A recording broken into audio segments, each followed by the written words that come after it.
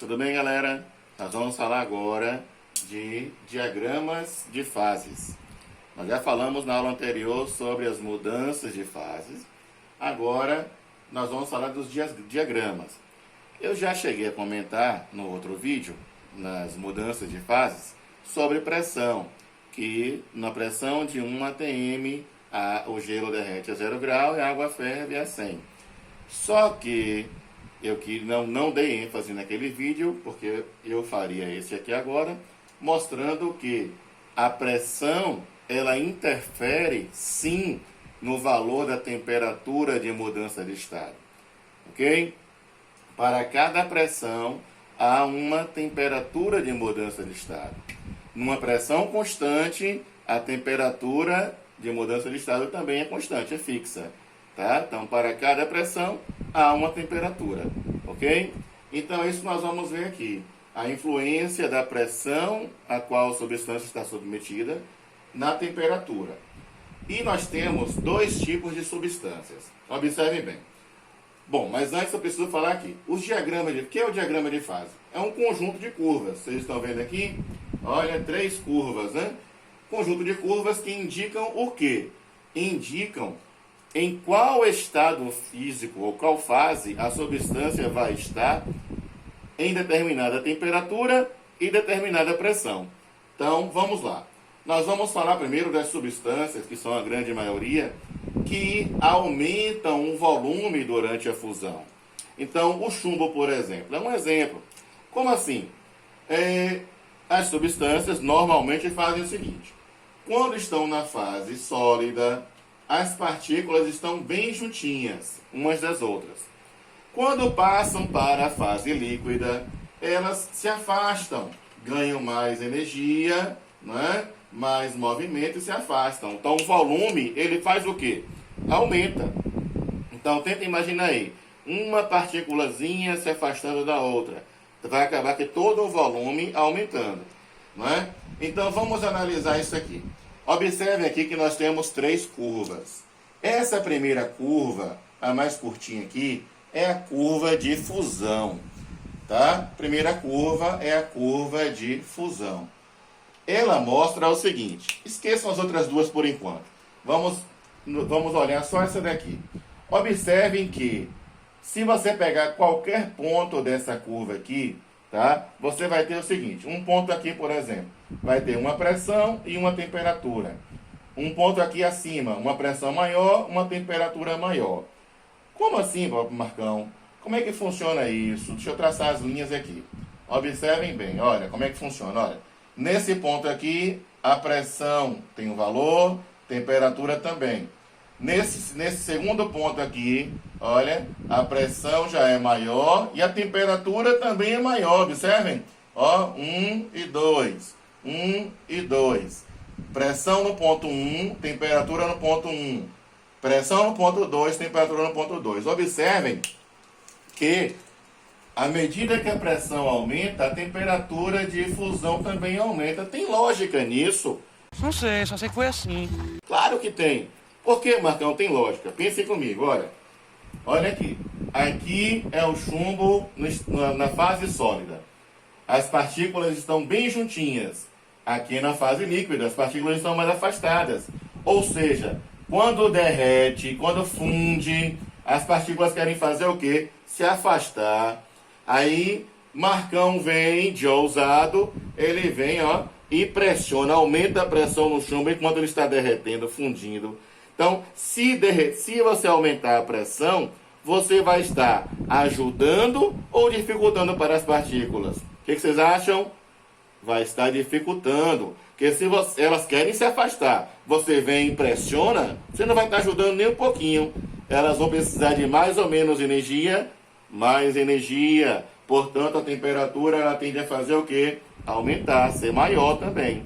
Entendeu? Então, para maior pressão, a temperatura é maior na fusão. Tá certo? Observem que essa curva de baixo já é outra. Olha, essa curva de ebulição, tá? Essa curva de ebulição, ela mostra o quê? o mesmo raciocínio que na fusão. Observem que ela é um pouco mais longa, pois na ebulição, né, na vaporização, na realidade, deixa eu colocar aqui vaporização. Na vaporização, na realidade, vai acontecer o quê? A substância vai precisar de mais energia.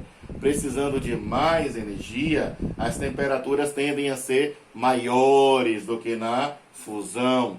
Por isso que a curva ela está aqui embaixo, olha, e ela é um pouco mais longa, para mostrar isso, para mostrar que precisa de mais energia e as temperaturas na vaporização são maiores, ok? Mas o princípio é o mesmo. Observem que se eu prolongar aqui, olha, para a pressão 1, a temperatura de vaporização 1.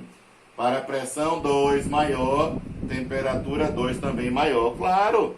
Por quê, Marcão? Porque na vaporização acontece o quê? As partículas que já estavam um pouquinho afastadas, quando vaporizam, elas se afastam de vez, né? Se libertam umas das outras. E elas querem se afastar, então. Aí, novamente, vem Marcão todo gaiato, ó, e aumenta a pressão sobre a substância que quer vaporizar. Eu vou estar ajudando ou dificultando? Dificultando, né? Então, ao dificultar, a substância vai precisar de mais ou menos energia, mais energia, portanto a temperatura vai ser o quê? De mudança de fase maior, ok? Isso vale também para essa curva aqui de baixo.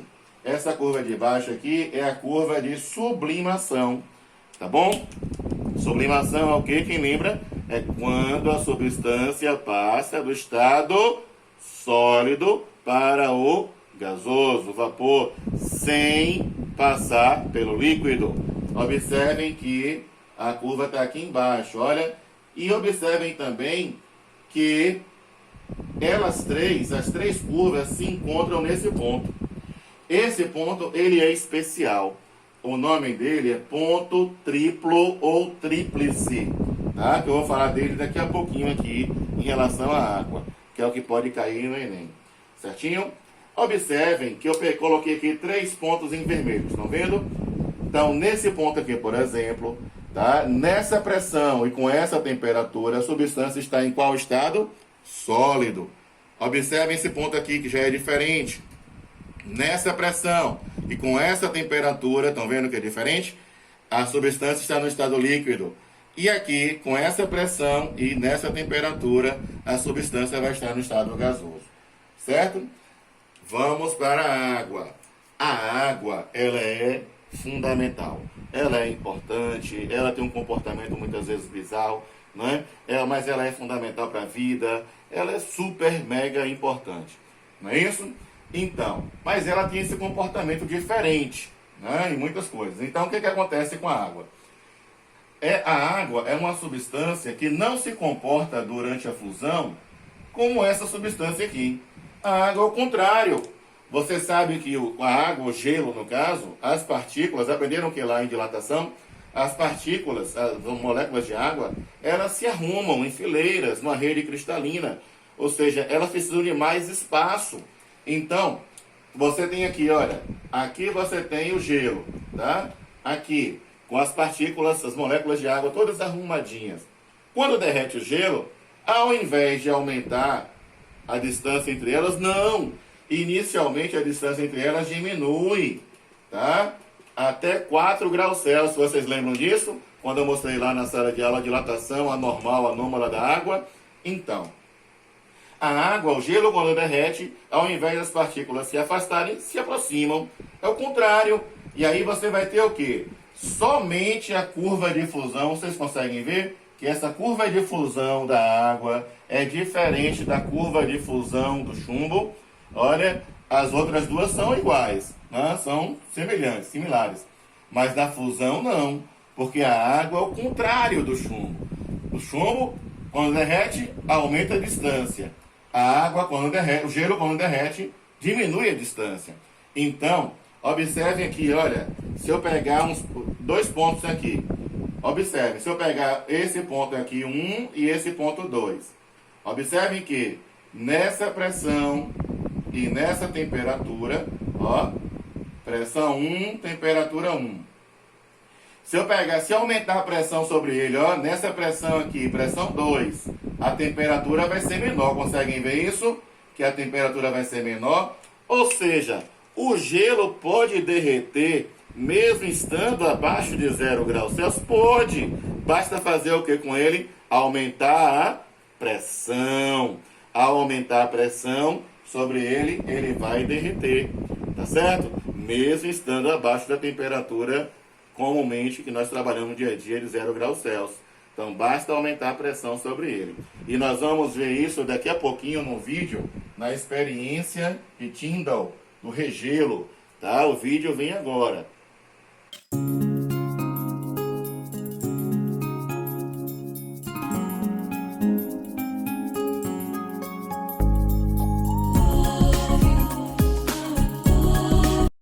Pronto, viram o vídeo? Ótimo, vocês viram aí que esse vídeo mostra que o fio, quando passa pelo gelo, tá lá sobre o gelo, aumenta a pressão sobre ele. Naquele ponto ali aumenta a pressão. Ao aumentar a pressão, o gelo, mesmo estando abaixo de 0 grau, vai derreter. O fio passa, a água que está ali sobre o fio agora volta a congelar. Então ele passa o fio passa pelo gelo, atravessa, né? E você passa a mão e não percebe que passou algo ali, atravessou algo ali. Tá certo? Chamamos isso de regelo. Certinho? Ok? Ótimo. Observem que a água, ela tem também um ponto triplo, ó, ou tríplice. Aí, essa água aqui, nesse momento, quando ela se encontra na pressão de 4,58 atm e na temperatura de 0,01 graus Celsius, aí você vai ter o quê? Os 3 estados da água, as 3 fases em equilíbrio, uma se convertendo na outra, que também vão ver nesse vídeo agora.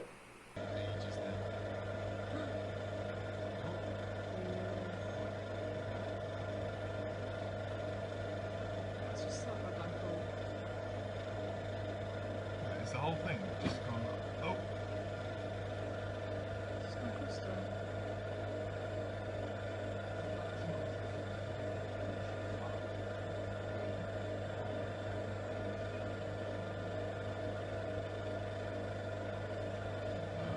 I was about to say, I think the whole thing's solid, and now it's.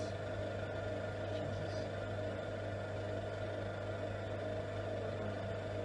Keep working in, or I'm starting to get a little bit nervous after that story you just told us about explosion. Oh my god. Okay. Viram o vídeo? Pois é, esse vídeo aí mostrou para vocês o quê? Que a constante transformação, né? Gelo virando líquido, virando vapor, voltando a liquefazer e assim vai. Bom, aqui eu coloquei assim, olha.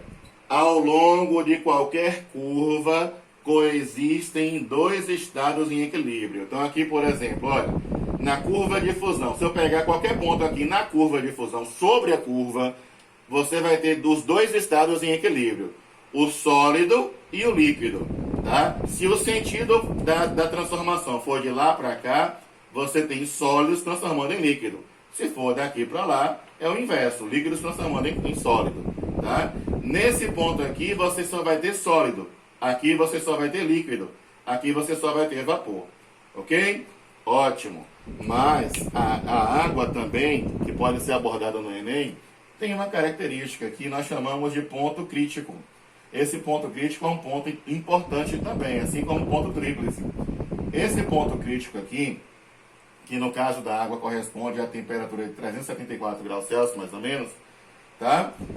Esse ponto crítico corresponde ao quê? É a temperatura em que, observem, as partículas elas estão tão agitadas, com tanta energia, que você passa o limite entre vapor e gás. Nós chamamos de gás agora. Qual é a diferença, Marcão, de vapor para gás? O vapor, quando está aqui abaixo dessa temperatura, que nós chamamos ainda essa fase de vapor, basta você esfriar, um simples esfriamento e volta a condensar, né? Virar líquido novamente. Mas quando está na forma de gás, tá? Na fase de gás, elas estão tão energéticas, com tanto movimento, que se você somente esfriar, não vai conseguir voltar a liquefazer. Você tem, além de esfriar, tem que comprimir bastante. Comprimir e esfriar para que possa voltar a liquefazer. Ok? Bom, observem aqui na água é o seguinte. Essa curva aqui, que é a curva de vaporização, vocês viram aqui? Curva de vaporização. Ela mostra o seguinte.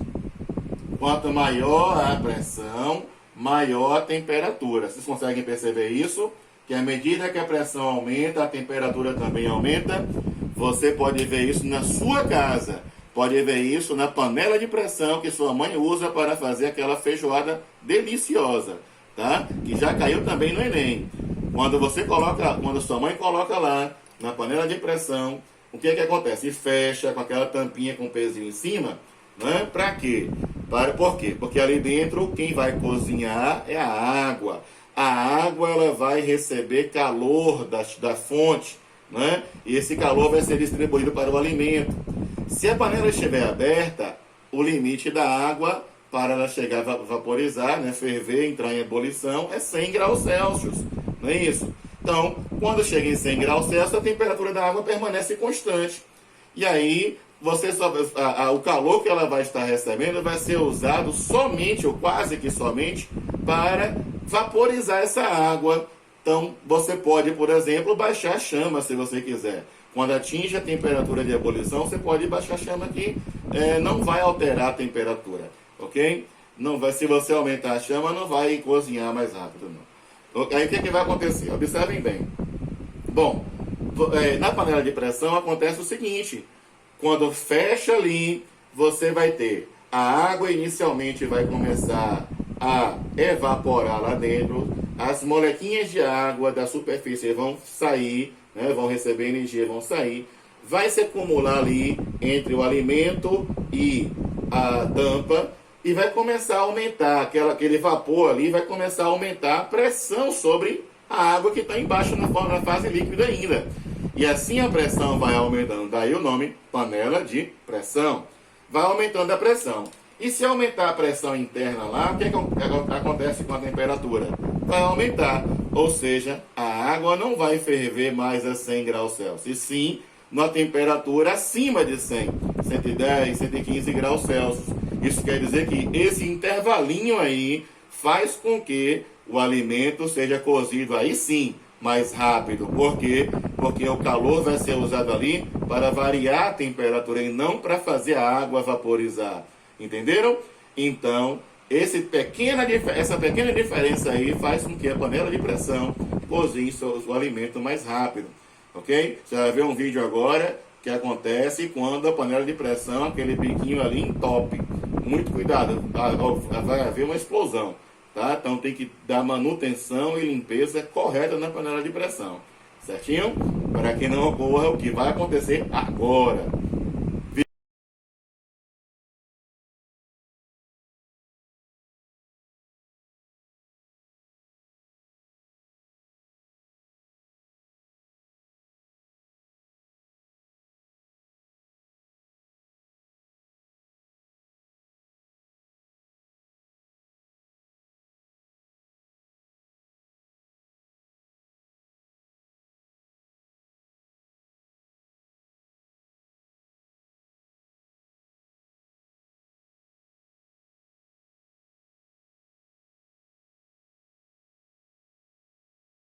Viram aí? Então, muito cuidado em casa.